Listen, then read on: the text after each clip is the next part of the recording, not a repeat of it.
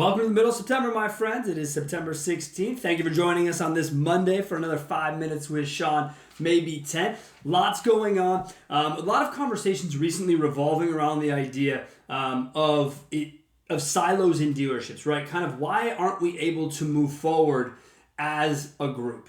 And it's because of these silos. Now, I'm a good Midwestern kid, so I've been seeing grain silos my whole life. And the idea of it is, right? Fill it, compartmentalize. Fill the next one, compartmentalize. And everything stays separated because that's what you need to do in farming if you're farming a bunch of different materials.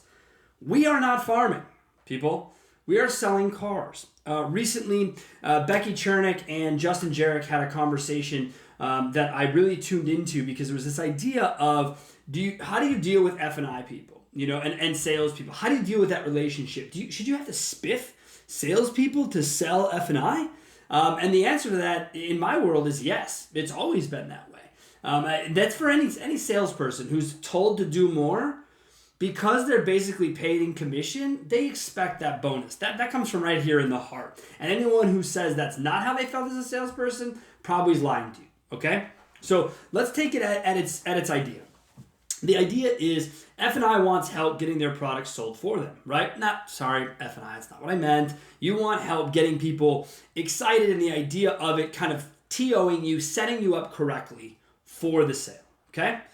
I have no problem with that at all. I think it's wonderful. I think if things get sold, salespeople should get paid. But the reason that relationship is so difficult is because salespeople are over here, the desk is over here, F&I is over here, and the bosses are way up here, right? So this problem exists throughout dealerships all across the country, and we're so worried about digital retail, buying online, yada, yada, bullshit, who cares?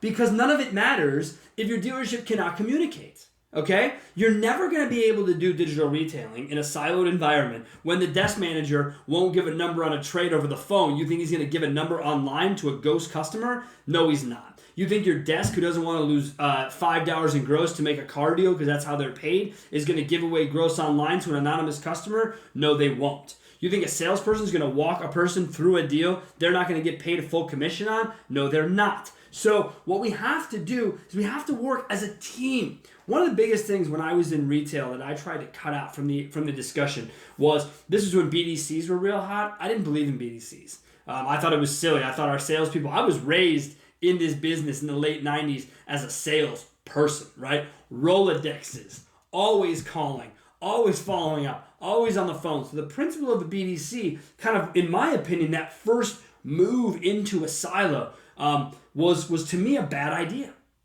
because I didn't want to be a part of that. I didn't. I just didn't want my guys having to have someone else do the work, right? Because it didn't make any sense to me. So that silo of a BDC, now you separate them from the sales team, right? And inevitably, you guys always move them off the floor and put them in the back room somewhere. So now it's the BDC, the salespeople, the desk, the manager, the GM, right? And then F&I over here. So all we're creating is this, I don't want to say animosity, but this inability to communicate directly with the people making the decisions, the people getting the work done. And so you've sort of taken this and you have these silos now where F&I can't do what they want to do because of the desk can't do what they want to do because of salespeople. So when we were running things, we made sure that everyone from front to back was all on the same page. We didn't care if you were an internet salesperson, you were a salesperson. And by the way, just so we're clear, you can get rid of the term internet salespeople, okay? Every customer's been on the internet. Every salesperson sells customers from the internet. We have salespeople. I'm hearing this like, let's have an all internet floor. Like, what does that even mean? That's a stupid way of saying we can't get people to agree, so we're going to rebrand ourselves as something different, okay? Here's the reality. The single person, the single source approach is something that I see dealerships shifting to. I've talked about it on this show before, right? One person, front to back. Gross goes up, CSI goes up. Do I take a little bit out of F&I because they're not qualified? Maybe. But because there's no back and forth, there's no nonsense running between the desk. Oh, hold on. Let me go back. Let me get $5 for your trade. Let me get $7 off the sale price. Meanwhile, the customer is sitting there wondering, what in the fuck is going on? This is our problem. Enough about buying cars online. It is a stupid idea. I've said it a million times. I'll say it a million more. In your lifetime, I'm in my late 30s, no one will see 100% of cars bought online. So stop talking like it's a thing. Customers do not want to buy a car online. There's plenty of surveys to show that. What they want is to not be jacked around. And part of being jacked around is the silo. Okay?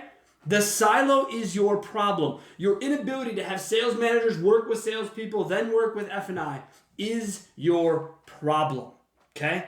That's what we have to cure. Does it come back to culture? Yes.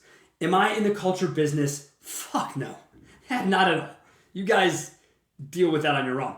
But the point is, you need to see it from the outside looking in, that your problem is that you've created fiefdoms inside your dealership, not allowing everyone to come together as an entire unit. So, to me, if you eliminate the silos, you will create success. And go back and check out Becky Chernick and Justin Jarrett's sit down. They talk really well about it. They go into all the details about it. I believe that it occurs, these questions happen because of silos. Thank you so much for joining me on this Silo Monday. As always, Twitter, Facebook, LinkedIn, anywhere you can listen to this podcast. And those of you on the audio side, thank you so much for listening. We appreciate you very, very much. Or you can always go over to the YouTube channel, find us there, and subscribe if one was so inclined. I don't normally push for that, but, what the hell? We're here. So thank you guys so much for your time. I hope September is going well, and I hope you join us again next week when we're going to be talking about what the fuck do you have so many meetings for. Thanks a lot. Have a great week.